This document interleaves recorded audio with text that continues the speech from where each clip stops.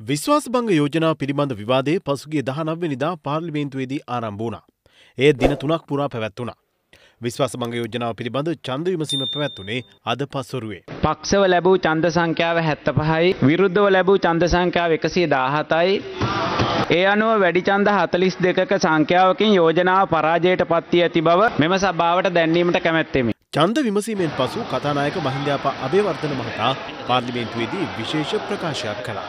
අරගල සමයේ මාහට විටින්වි දුරකථන ඇමතුම් ලබා දෙමින් ව්‍යවස්ථාව උල්ලංඝනය කොට හෝ මාගේ ප්‍රධානත්වයේ රජයක් පිහිටීමට බලපෑම් කළ අයද මෙම විශ්වාසභංග යෝජනාවට අත්සන් තබා තිබීම මට පුදුමය ගෙන දෙන්නකි. වගකීතු කතානායකවරු ලෙස මෙතුවක් කල් නිහඬව සිට රටේ මහජනතාවෙත් අනාවරණය නොකළ සිද්ධියක් මම අද ඔබට ප්‍රකාශ කරනු කැමැත්තෙමි. රාජ්‍ය විරෝධී හා ව්‍යවස්ථා විරෝධී ලෙස අරගල සමයේ රජයක් පිහිටීමට බලපෑම් කරන ලද පිරිස අතර විවිධ ශක්තිමත් බලවේග තිබුණු බවට මා සඳහන් කරන්නේ ඉතාමත් කනස්සල්ලි. ඔවුන් අතර සිටි සමහර අයගේ අරමුණ වූයේ උද්ගතව ඇති ගැටලුව සමනය කිරීම හෝ රට ආරක්ෂා කිරීම නෝ මාහරා නීති විරෝධී රජය පිහිටුවා අප රට ලිබියාවක් හෝ ඇෆ්ගනිස්තානයක් පත් කිරීමේ කූට උපායයි. ඒ අවස්ථාවේ සමහර උදවිය වසර 30ක පමණ කාලයක අපේ රටේ කරගත නොහැකිව තිබුණු යම් යම් අරමුණු ඉටු කර ගැනීමට ඉදිරිපත් වූ බවත් මේ අවස්ථාවේ මම ප්‍රකාශ කරමි. මාගේ මතය වෙනස් කිරීමට නොහැකි වූ කල ප්‍රචණ්ඩ වූ සමහරුන් මාගේ නිවස වටකොට මගේ ජීවිත දනතුරේ හෙළනා බව තර්ජනය කිරීමට පවා සාහසික වූහ. ඔවුන් අතරේ ජනප්‍රිය භික්ෂුන් වහන්සේලා මෙන්ම වෙනත් ආගමික නායකයන්ද සිටීම ගැන මම අදද අවංකව කම්පා වෙමි. ජූලි 13 වෙනි දින අවසාන පක්ෂ නායක රැස්වීමේදී පාර්ලිමේන්තු මන්දිරයේ අවට තිබූ අවදානම් තත්ත්වය හා ඇතැම් පිරිස් පාර්ලිමේන්තුව විනාශ කිරීම ඉතා